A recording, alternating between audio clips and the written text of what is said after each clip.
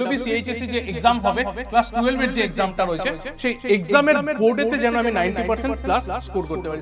Sir আপনারা এই 90% common কি করে বলেন? যে কোনো ধরনের যতগুলো গ্রাফ রয়েছে, সেটা ফিজিক্স, কেমিস্ট্রি, বায়োলজি, যে কোনো সাবজেক্টে যত গ্রাফ রয়েছে সেই গ্রাফগুলো কেন হচ্ছে? স্যার আমি রাত জেগে পড়ি না বস, রাত জেগে পড়ার কাজ নয়। হ্যালো ক্লাস 12 এর ছেলেপুলেরা, কি খবর? সব কিরকম চলছে তোমাদের পড়াশুনো?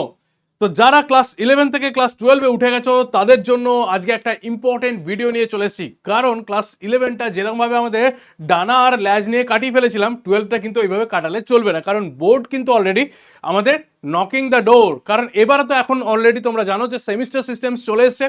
তাহলে এই যে সেমিস্টার সিস্টেমস, তার সঙ্গে সঙ্গে কি করে নিজের প্রিপারেশনটাকে ঠিকঠাক জায়গায় রাখবো, ক্লাস 12 স্টুডেন্ট যারা রয়েছে তাদের জন্য মেনলি আজকের এই ভিডিওটা একদম শেষ অবধি দেখো, জানতে পারবে ক্লাস 12 90% স্কোর করতে গেলে মানে অ্যাভারেজ স্টুডেন্টরাও কি করে 90% প্লাস স্কোর করতে পারে, মানে দুটো সেমিস্টারকে মিলিয়ে সেই এরিয়াটা তোমাদের কাছে আজকে কিন্তু কভার করব আমি। ওকে, তাহলে ওয়েলকাম ইউ আমার আজকের ক্লাসে, ওয়েলকাম ইউ 500 কোটি ভালোবাসার ক্লাস আমাদের কাছে পিডব্লিউ বাংলার চ্যানেলের মধ্যে।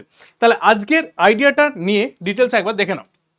ফার্স্ট যে জিনিসটা নিয়ে আমরা এখানে ডিসকাস করব সেটা হচ্ছে কি, স্কোর করতে চাইছি আমি। কত স্কোর করতে চাইছি না, আমার ক্লাস 12 11-এ যেরকম কন্ডিশনসই থাকুক না কেন, 12-এ আমি চাইছি যে আমার প্রায় 90% এর প্লাস স্কোর করব।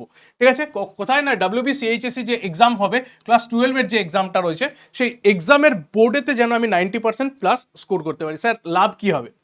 Definitely good question. দেখো, লাভ দু তিনটে জায়গায় রয়েছে। ফার্স্ট হচ্ছে যখন কলেজে কয়েকটা অ্যাডমিশন হবে সেই জায়গায় তুমি বেটার একটা অপরচুনিটি পাবে। ঠিক আছে, মানে কোনো কম্পিটিটিভ জায়গায় বলছি না, জাস্ট কলেজে যেটা অ্যাডমিশন হয় সেখানে। ঠিক আছে, এছাড়া বিভিন্ন স্কলারশিপ রয়েছে, যেমন ধরুন একটা ইন্সপায়ার বলে একটা স্কলারশিপ চলে, সেই স্কলারশিপটা এরকমই 90% প্লাস যারা স্টুডেন্ট রয়েছে তারা ওই স্কলারশিপটা পায়। ওটা বেশ একটা ভালো রকমের অ্যামাউন্টের, আর যতদিন তুমি পড়াশোনা করে যাবে এই স্কলারশিপটা কিন্তু তোমার কাছে কন্টিনিউ হতে থাকবে। ঠিক আছে, তো ইন্সপায়ার স্কলারশিপটাকে টার্গেট করো। হ্যাঁ, Vivekananda merit comes means scholarship বা অন্যান্য যে স্কলারশিপ ওগুলো তোমরা পেয়ে যাবে, কোনো অসুবিধা কিছু নেই। কিন্তু তার সঙ্গে সঙ্গে একটা টপ নচ যে স্কলারশিপ রয়েছে ইন্সপায়ার স্কলারশিপটা, সেই ইন্সপায়ার স্কলারশিপটা পেতে গেলে কিন্তু হায়েস্ট মানে যারা ধরে নাও র্যাঙ্কার, সেই র্যাঙ্কার্সের জায়গাতে কিন্তু তোমাকে থাকতে হবে। সেই ড্রিমটা তো সবারই থাকে যে আমিও একটা র্যাঙ্কার্সের জায়গাতে থাকবো। তো ফার্স্ট কয়েকটা আইডিয়া বলি, যে সেটা হচ্ছে যে সিম্পল স্ট্র্যাটেজি কয়েকটা রয়েছে। দেখো, ঠিক আছে, সিম্পল কয়েকটা স্ট্র্যাটেজি রয়েছে, সেগুলোকে একটু দেখো। অটোমেটিক্যালি 90% প্লাস পাওয়ার যে স্কোরটা, এখনকার দিনে এটা আর কখনোই কোনো মতে এটা ডিফিকাল্ট নয়। ঠিক আছে, হ্যাঁ পড়াশুনো ডেফিনেটলি করতে হবে, তো ফার্স্ট যেটা রয়েছে, কি কি রয়েছে আমাদের কাছে স্ট্র্যাটেজি, প্রথম যেটা দেখতে পাবো সেটা হচ্ছে কোয়েশ্চেন বা ক্লাস 12-এ উঠে গেছো, বইও হয়তো কিনে ফেলেছো, যে কোনো র্যান্ডামলি হয়তো যে কোনো বই কিনেছো, কোনো অসুবিধা কিছু নেই। যে বইটাই কিনেছো একটা কাজ করো, বইয়ের লাস্টের দিকে চলে যাও, সেখানে দেখো কিছু আমাদের কাছে কোয়েশ্চেন্স দেওয়া রয়েছে। সেই যে কোয়েশ্চেন্সগুলো দেওয়া রয়েছে সেই কোয়েশ্চেন্সগুলো ক্লাস 10 লেভেলে তোমরা কতগুলো তৈরি করতে পেরেছিলে। দেখো কি বললাম না, ক্লাস 10-এর নলেজ, সেই 10-এর নলেজটা আমরা ক্লাস 12-এ আবার অ্যাপ্লাই করব। তো 10-এ আমরা যতটা পড়েছি সেই বেসিসে, সেই নলেজের উপর দেখো যে তুমি লাস্টে যে কোয়েশ্চেন্সগুলো রয়েছে সেই কোয়েশ্চেন্সগুলো কিরকমভাবে হচ্ছে। ফার্স্ট যেটা রয়েছে সেটা হচ্ছে এর যে পেপারটা রয়েছে সেই পেপারটা হচ্ছে একদমই প্রেডিক্টেবল একটা পেপার। ঠিক আছে, কারণ জানো যে এর আগের বার তার আগের বার দুটো বছরই আমরা প্রায় কোয়েশ্চেন্স যারা করেছিল তাদের কাছে 100% বলো বা 90% বলো কমন এসেছিল। এটা কেমন করে হয় স্যার? স্যার আপনারা এই 90% কমন কি করে বলেন? ঠিক আছে, প্রত্যেকটা সাবজেক্টসে, ফিজিক্স, কেমিস্ট্রি, বায়োলজি, যে সাবজেক্টসই বলো না কেন, সায়েন্স ছাড়াও বিভিন্ন ধরনের নিউট্রিশন, জিওগ্রাফি, আর্টসের চ্যানেলেও যেগুলো আমরা করেছিলাম সেগুলো মানে প্রায় বলতে পারো 95% অলরেডি যারা স্টুডেন্টরা ব্যাচে ছিল তারাও বলে। ঠিক আছে, 11-এও তাই হয়েছিল। তার কারণটা কি, মেন কারণটা কি? কারণ এই যে পেপারটা হয় সেই পেপারটা একদমই একটা প্রেডিক্টেবল একটা পেপার হয়। ঠিক আছে, আনপ্রেডিক্টেবল এখানে কোনো মাথা লাগানোই হয় না, তার প্রেডিক্টেবল পেপার থাকে। প্রথমে এই জিনিসটা বুঝে নাও। তাহলে এই প্রেডিকশনটা শুধু আমরা নয়, তোমরাও করতে পারবে। কি করে না, এই প্রেডিকশনটা দেখতে হয় আমাদের কাছে কোশ্চেন্সের যে রিপিটেশন, সেই রিপিটেশনের উপর বেস করে। ঠিক আছে, কোশ্চেন্স কিরকম হয়, এখানে বিভিন্ন ধরনের কোশ্চেনের রিপিটেশন। স্যার হুবহু একই কোশ্চেন তুলে দেন না, হুবহু একই কোশ্চেন দেন, কিন্তু কোশ্চেনের প্যাটার্নটা, ধরনটা কি করতে হবে সেই আইডিয়াটা কিন্তু হুবহু একই থাকে। মোটামুটি কত 60 to 70% কোশ্চেন্সের ক্ষেত্রে এই জিনিসটা আমরা দেখতে পাই। তাহলে কোশ্চেন্স প্যাটার্ন যদি কারোর মাথার মধ্যে একটু সেট হয়ে যায় যে কিরম ধরনের কোশ্চেন্স আমাকে বোর্ড করতে পারে, মানে একজন এক্সামিনারের মাইন্ডসেট থেকে আমি যদি ভাবা শুরু করি তাহলে অটোমেটিক্যালি আমার কাছে ধরা পড়ে যাবে 60-70% কোশ্চেন্স কীরকমভাবে করা হচ্ছে বোর্ডের জন্য। কোথায় পাবো স্যার? না যে কোনো বই, যে বইটাই তোমরা ফলো করছো তার লাস্টে দেখতে পাবে ইয়ার ওয়াইজ কোশ্চেন দেওয়া রয়েছে। তাহলে এই যে ইয়ার ওয়াইজ কোশ্চেন রয়েছে সেটাই আমাদের কাছে আইডিয়া দিয়ে দেয় 60-70% কোশ্চেন্স কীরকম ধরনের হবে। ঠিক আছে, নেক্সট কি রয়েছে প্রিভিয়াস, আমাদের প্রথম যেটা করতে হবে সেটা হচ্ছে প্রিভিয়াস 10 ইয়ার্সের কোশ্চেন্স ধরে আমাদের এই প্র্যাকটিসটা স্টার্ট করতে হবে। লাস্ট 10 বছরে বা অ্যাটলিস্ট 10 বছর না হলেও লাস্ট 5 বছরে কীরকম ধরনের কোশ্চেন প্যাটার্ন হয়েছিল, কি কোশ্চেন্স করানো হয়েছিল, কি কোশ্চেন্স এক্সামে এসেছিল, সেই জায়গাটা যদি তোমাদের কাছে ক্লিয়ার থাকে তাহলে অটোমেটিক্যালি 60-70% তোমাদের কাছে ক্লিয়ার হয়ে যাবে। ওকে, সায়েন্সের স্টুডেন্টদের জন্য বলি কি রয়েছে আমাদের কাছে, physics, chemistry, math, biology, PCMB, এই সায়েন্সের সাবজেক্টসগুলো রয়েছে। এছাড়া আর কি রয়েছে, ইংলিশ, বেঙ্গলি। ঠিক আছে, আর্টসের স্টুডেন্টের কাছে কারো কাছে পল সায়েন্স রয়েছে, কারো কাছে জিওগ্রাফি রয়েছে, কারো কাছে নিউট্রিশনস রয়েছে, কারো কাছে কম্পিউটার অ্যাপ্লিকেশনস রয়েছে, বিভিন্ন সাবজেক্টসের কম্বিনেশনস রয়েছে। ক্লিয়ার? তো নর্মালি আমরা এখানে কি করব না, এই সায়েন্সের সাবজেক্টসগুলোকে নিয়েই যাব। তো সাবজেক্ট ওয়াইজ কিছু স্ট্র্যাটেজিকে আমরা আজকে বোঝার চেষ্টা করব কিভাবে এই প্রত্যেকটা সাবজেক্টকে ডে 1 থেকে, মানে অলরেডি যারা ক্লাস 12 স্টার্ট করে দিয়েছো বা যারা ধরে নাও ক্লাস 12 স্টার্ট করবে আমাদের সাথে পরিশ্রম ব্যাচেতে, মানে যেটা একদম বোর্ড সেন্ট্রিক ব্যাচ, সেই পরিশ্রম ব্যাচেতে যারা পড়াশোনা স্টার্ট করবে তাদের স্ট্র্যাটেজিটা কি হতে চলেছে। ঠিক আছে, প্রথমেই যেটা হবে, ট্রাই টু আন্ডারস্ট্যান্ড দ্য সিলেবাসটা যেটা আমাদের কাছে দেওয়া রয়েছে সেমিস্টার 1 আর সেমিস্টার 2, এরপর আমরা দেবো কি সেমিস্টার 3 অ্যান্ড সেমিস্টার 4। তাহলে সেমিস্টার 3 অ্যান্ড সেমিস্টার 4-এর যে সিলেবাসটা রয়েছে সেই সিলেবাসটাকে আগে ভালো করে বোঝার চেষ্টা করো। বইটা যেটা পেয়েছো সেই বইটা এরকম মোটা মতো একটা সাইজের বই। স্যার এত মোটা মতো বইটার যে সাইজ রয়েছে দুটো পার্ট করলেও এতটা মতো দাঁড়াচ্ছে, তাহলে এই মোটা মতো বইটা কি আমাদের কাজে লাগবে? এই মোটা মতো বইটার ভেতরে সমস্ত ইনফরমেশন দেওয়া আছে, এটা একটা ডিকশনারির মতো জায়গা। ঠিক আছে, এই ডিকশনারি থেকে তোমার প্রয়োজনীয় যেগুলো কিওয়ার্ডস সেই কিওয়ার্ডসটাকে বোঝার চেষ্টা করো। তাহলে আন্ডারস্ট্যান্ড দ্য সিলেবাসটাকে বোঝার চেষ্টা করো আগে, যে এই পার্টটা স্যার আমাকে পড়তে হবে, এই পার্টটা পড়তে হবে। তার সঙ্গে সঙ্গে কি পিওয়াইকিউর সাথে আমি যখনই ওটাকে আন্ডারস্ট্যান্ড করতে শুরু করবো অটোমেটিক্যালি আমার কাছে 60-70% কোয়েশ্চেন্স কীরকম ধরনের এই পার্ট থেকে আসছে সেটা তোমার কাছে মাথায় ক্লিয়ার হয়ে যাবে। নেক্সট কি রয়েছে, চ্যাপ্টার 1, ঠিক আছে, কমপ্লিট করবো। ঠিক আছে, এমন ধরনের 20টা চ্যাপ্টারকে আমাদের পড়তে হবে টোটাল। ঠিক আছে, যে কোনো একটা সাবজেক্ট, ধরুন বায়োলজির ক্ষেত্রে 20টা চ্যাপ্টার আমাদের টোটাল পড়তে হবে। তার মধ্যে চ্যাপ্টার 1টা যেই আমাদের কাছে কমপ্লিট হয়ে যাবে সেটা আমাদের কাছে মক টেস্ট দিতে হবে। ঠিক আছে, মক টেস্ট দিতে হবে। যদি সেমিস্টার 3 হয় তাহলে এমসিকিউ প্যাটার্নে মক টেস্ট। নেক্সট যখন আমরা সেমিস্টারে যাব তখন কি হবে না, লার্জ ব্রড কোশ্চেন্স কেমন করে লিখতে হয় সেই রকম প্যাটার্নে আমাদের কিন্তু মক টেস্ট প্র্যাকটিস করতে হবে। অল পিওয়াইকিউজ, প্রত্যেকটা যে পিওয়াইকিউগুলো রয়েছে সেই পিওয়াইকিউগুলোকে আমাকে চেষ্টা করতে হবে। ঠিক আছে, কেমন কি কোশ্চেন এসে আটকাবে, পারবো না একদম ডে 1এই স্যার প্রচুর কি জ্ঞান নিয়ে আমরা না পারবো না, আটকাবে, স্ট্রাগল করবো, কিন্তু আলটিমেটলি আমরা সাকসেসে পৌঁছাবো এই স্ট্রাগলটার মাধ্যমেই। ঠিক আছে, ওকে। নেক্সট কি হচ্ছে না, প্রত্যেকটা জিনিসকে যখন আমরা একটা করে কমপ্লিট করছি, একটা করে চ্যাপ্টার বলো বা একটা করে টপিককে কমপ্লিট করছি, তার রিগার্ডিং কয়েকটা কোয়েশ্চেন করলাম। কোয়েশ্চেন্সগুলোকে করার পরে আমাদের যেটা করতে হবে সেটা হচ্ছে রিভিশন করতে হবে। কীরকমভাবে, আচ্ছা কি পড়ে এলাম দেখি, কোন জায়গাটা আমার আটকে যাচ্ছে দেখি, এই জায়গায় কোয়েশ্চেন এলে কেন আমি পারছি না, এইটাই হচ্ছে রিভিশন। ঠিক আছে, আর রিভিশন মানে এই নয় যে ক্লাস 10-এর মতো আবার চলো বইটার প্রথম পাতা থেকে শুরু করবো পড়া। ঠিক আছে, রিভিশনস মানে এখানে ক্লাস 12-এর রিভিশনস কিরকম হবে, নলেজ বা আমাকে বুঝে নিয়ে রিভিশন করতে হবে। সহজ পার্টের রিভিশন দেখবে, মানে যেটা ইজি হয় আমাদের কাছে সেই পার্টটা রিভিশন আমরা 5-6 বার করে ফেলি, কিন্তু টাফ পার্টগুলোকে আমরা সবসময় অ্যাভয়েড করতে থাকি। এই অ্যাভয়েডেন্সটা করলে কিন্তু চলবে না ক্লাস 12 এসে আর। ঠিক আছে, সিলেবাসে যা রয়েছে ইচ অ্যান্ড এভরিথিংকে কভার করতে হবে, কোনো জায়গাকেও স্কিপ করা যাবে না। ইচ অ্যান্ড এভরিথিং সিলেবাসের মধ্যে যদি কোনো একটা ছোট টপিক দেওয়া থাকে তাহলে সেই ছোট টপিকটাকেও আমরা তো করবোই, তোমাদেরকেও কিন্তু কভার করতে হবে। যারা ধরো অলরেডি পরিশ্রম ব্যাচে রয়েছে বা এর আগে যারা ধরো ব্যাচেতে ছিলে তারা জানো যে এই সিলেবাসের বাইরে, মানে সিলেবাসের থেকে আমরা মোটামুটি আরো 10-20% তোমাদের বেশি প্রিপেয়ার করি, যাতে একটুখানি ভুলে গিয়েও তোমরা সিলেবাসের ভেতরে থাকো। সিলেবাসের যেন কোনো পার্ট বা কোনো পয়েন্ট স্কিপ করে স্যার এটা তো আসেনি কয়েক বছরে, এটাকে বাদ দিয়ে দিই, এইটা যেন করবে না, করলেই কিন্তু সেখান থেকে মিস হওয়ার একটা চান্সেস থেকে যায় আমাদের। ঠিক আছে, 5টা ফুল মক টেস্ট দিতে হবে এক্সামের আগে। ঠিক আছে, যেরকম ধরনের প্যাটার্নে আমাদের পরীক্ষা হোক না কেন সেরকম আমাদের 5টা ফুল মক টেস্ট কিন্তু আমাদের দিতে হবে। তাহলে এটা হচ্ছে জাস্ট বেসিক একটা আইডিয়া আমি বলে দিলাম। ঠিক আছে, নেক্সট এরপরে আমরা একটা করে এগোবো। ফার্স্ট কি করব না, প্রথমে আমার হচ্ছে 75% থেকে 90%-এ যাওয়ার জার্নিটা। তাহলে এতক্ষণ পর্যন্ত 60 থেকে 70% কিন্তু আমার কাছে ডান হয়ে যাবে এই যে প্রসেসটা বললাম সেই প্রসেসটাকে ফলো করলেই। ঠিক আছে, দ্যাটস ইট। যারা ধরো নাও মনে করছো যে 90%-এর কাছাকাছি বা 95%-এ আমি নিয়ে যেতে চাই, তাদের জন্য এবার নেক্সট প্ল্যানটা। ঠিক আছে, নেক্সট প্ল্যানটা 95% যারা চাইছো তাদের জন্য। তা 95% কি রয়েছে না, অলরেডি এই যে প্যাটার্নটা, এই প্যাটার্নটাকে ফলো করলেই আমরা কি পেয়ে যাচ্ছি না, এই প্যাটার্নটাকে ফলো করলেই 60-70% আমাদের কাছে ক্লিয়ার হয়ে গেছে। নেক্সট এবার যে জিনিসটা দরকার সেটা হচ্ছে মানে কি করতে হবে না, কোন কোন জায়গাগুলো রিপিটেশন হচ্ছে, ডিফিকাল্ট পার্ট কোনটা রিপিটেশন হচ্ছে, ঠিক আছে। ডিফিকাল্ট পার্টের মধ্যে ধরে নাও জেনেটিক্সের একটা কোয়েশ্চেন যেটা দেখতে পাচ্ছি, ধরে নাও জেনেটিক্সের ওই একটা সিকোয়েন্স বেস পেয়ার দিয়ে দিল, তার থেকে কোডিং স্ট্যান্ডে কি রয়েছে, ঠিক আছে, টেমপ্লেট স্ট্যান্ডে কি রয়েছে, এই জায়গাটা দেখতে পাচ্ছি প্রতি বছরই প্রায় রিপিটেশন হচ্ছে। তাহলে ওই আইডিয়াটাকে কেমন ভাবে ক্লিয়ার করতে হবে, ওর কনসেপ্টটার উপর জোর দিতে হবে, ঠিক আছে। ওকে, লোকেশন আর কি করতে হবে না, কোন জায়গায় কোন যদি কোনো ডেফিনেশনসের দরকার পড়ে, কোনো একটা সংজ্ঞাকে মনে রাখতে হচ্ছে, ঠিক আছে।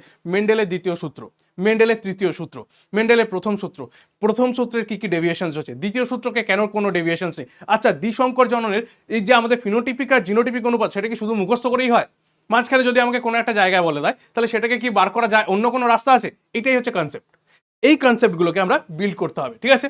নেক্সট কি হচ্ছে না, যে কোনো ধরনের যতগুলো গ্রাফ রয়েছে, সেটা ফিজিক্স, কেমিস্ট্রি, বায়োলজি, যে কোনো সাবজেক্টে যত গ্রাফ রয়েছে, সেই গ্রাফগুলো কেন হচ্ছে, কিভাবে হচ্ছে, সেই গ্রাফ রিলেটেড কি কোনো প্রবলেম আসতে পারে, সেখানে যে ফর্মুলাগুলো ব্যবহার করছে সেই ফর্মুলা দিয়ে কি কোনো কোশ্চেন আসতে পারে, এই জায়গাটা কিন্তু ধরে রাখতে হবে। কারণ এইগুলোই হচ্ছে আসল জায়গা যেগুলো আমাদের কাছে নাম্বার কমে যায়। সেমিস্টার 3 এর রেসপেক্টে বলছি, সেমিস্টার 3তে একটা ফর্মুলা বলে দিল, সেই ফর্মুলার রেসপেক্টে ধরো ছোট্ট একটা অঙ্ক করতে হবে, তাহলে অঙ্ক মানেই ওরে বাপরে, যাদের বায়োলজি কম্বিনেশন রয়েছে তারা তো ওরে বাপরে এরকম একটা ব্যাপার হয়েছে, যাদের ধরো ম্যাথ কম্বিনেশন রয়েছে তাদের কাছে বায়োলজি মানেই মুখস্থ করতে হবে, এই একটা সাইন্টিফিক নাম জিজ্ঞেস করছে, এটা তো পারবো না, এরকম কোনো জায়গা নেই, ঠিক আছে। ওকে, নেক্সট, তাহলে কি হয়েছে না, এইগুলো হয়ে যাচ্ছে কি আমার কাছে পরপর পয়েন্টগুলো। এই দেখো অলরেডি এটা আমি ডিসকাস করে এলাম এর আগের পেজে।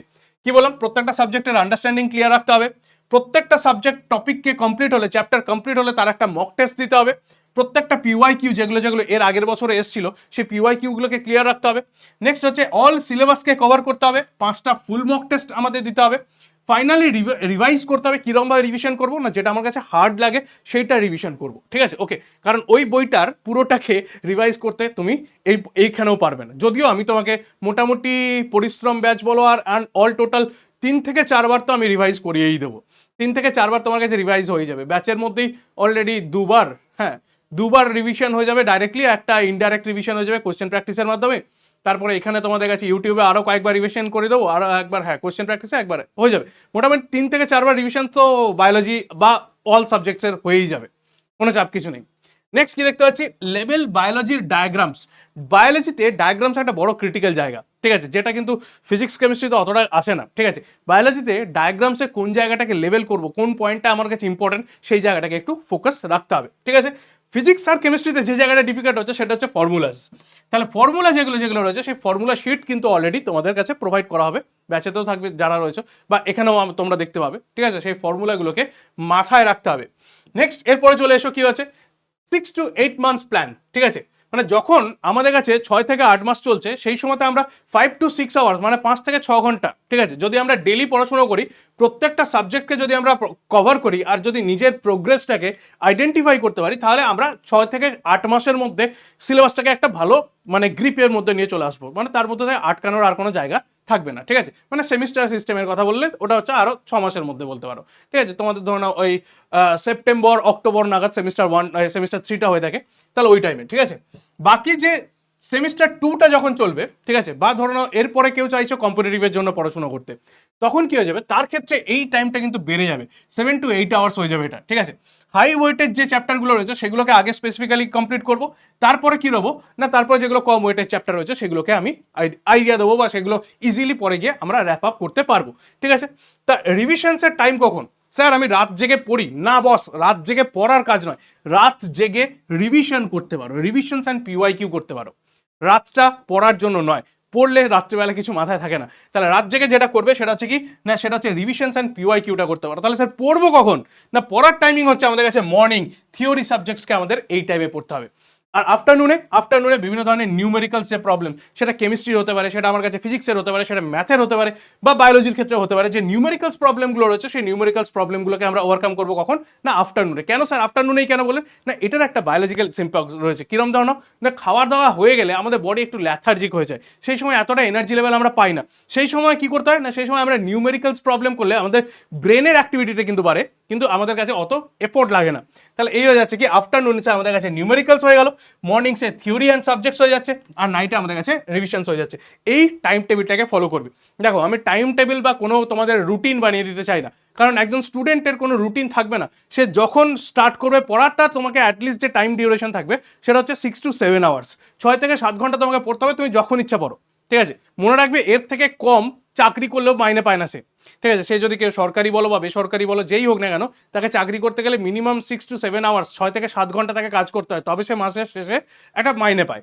ঠিক আছে, তোমার এখানে মাইনেটা হচ্ছে নাম্বার। তোমাকে 6 থেকে 7 ঘন্টা, তোমাকে যখন তুমি টাইম পাবে এই 6 থেকে 7 ঘন্টা তোমাকে বার করতে হবে।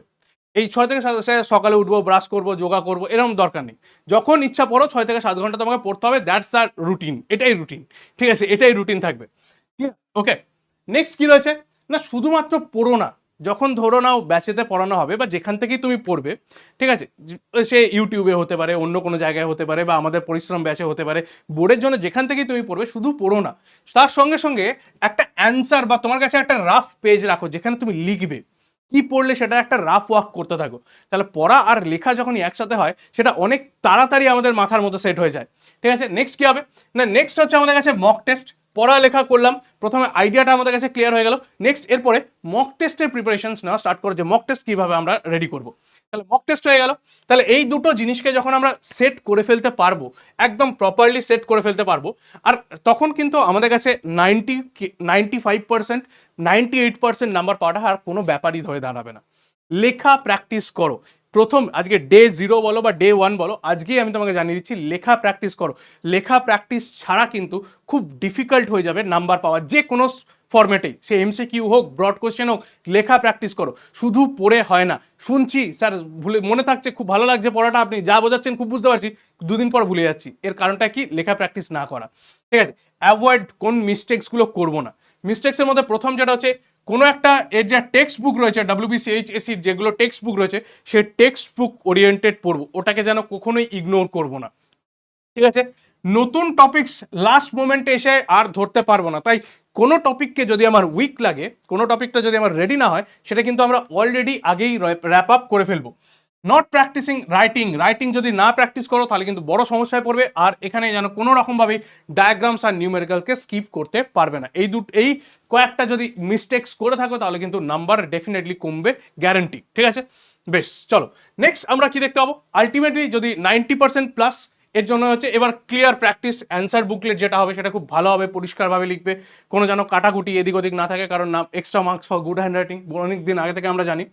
ফোকাস করো ডেলি 5 to 6 আওয়ার্স প্রথমে, পরবর্তীকালে 6 to 7 আওয়ার্স পড়ার। ঠিক আছে, কারণ এখন আমাদের কাছে ফোকাস করাটাই বড় ডিফিকাল্ট হয়ে গেছে। তাই 5 to 6 আওয়ার্স ডেলি যে পড়াটা, এই 5 to 6 আওয়ার পড়াটাকে যেন কন্টিনিউ রাখার চেষ্টা করো। ঠিক আছে, প্রথমেই যেটা করবে সেটা হচ্ছে PYQ প্লাস 10 ইয়ার্সের যে কোয়েশ্চেন্স রয়েছে সেগুলোকে চ্যাপ্টার ওয়াইজ সলভ করা স্টার্ট করো। তাহলে অটোমেটিক্যালি তোমার কাছে আইডিয়া হয়ে যাবে এই চ্যাপ্টারের মধ্যে থেকে এই পার্টটা আমাদের কাছে বেশি গুরুত্বপূর্ণ, এই জায়গাটা আমাকে রেডি করতে হবে। সো এইটা ছিল হচ্ছে ক্লাস 12 যারা এবছর দেবে, বা ক্লাস 12 যারা স্টুডেন্ট 11 থেকে 12 উঠলে, 12 যারা পড়ছো, যেখানেই পড়ো না কেন, তোমাদের জন্য দ্যাটস দ্য মাস্টার প্ল্যান। ঠিক আছে, একদম মানে জেনুইনলি এই প্ল্যানটা যদি ফলো করো, 1 বছর পরেতে তুমি এই কমেন্ট সেকশন ওপেন থাকবে 1 বছর পর্যন্ত। 1 বছর পরেতে এই কমেন্ট সেকশনতে এসে তুমি লিখে যাবে যে তোমার স্কোর কত হলো, কত পার্সেন্টেজ তোমার হয়েছে। তো সেই পার্সেন্টেজ এই প্ল্যান ফলো করে ফ্লপ এখনো পর্যন্ত কারোর হয়নি, তো এরপরেও কারোর হবে না।